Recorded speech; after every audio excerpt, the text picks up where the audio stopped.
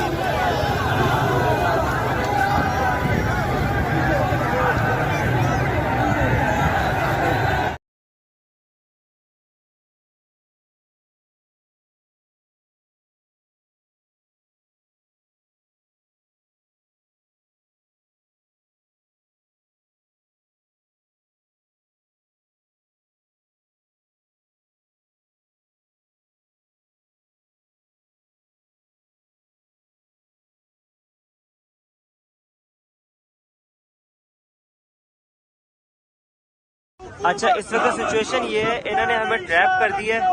आगे से सिर्फ खान साहब की गाड़ी को अलावा, उसके अलावा कोई गाड़ी यहाँ से क्रॉस नहीं कर सकती टोल प्लाजा।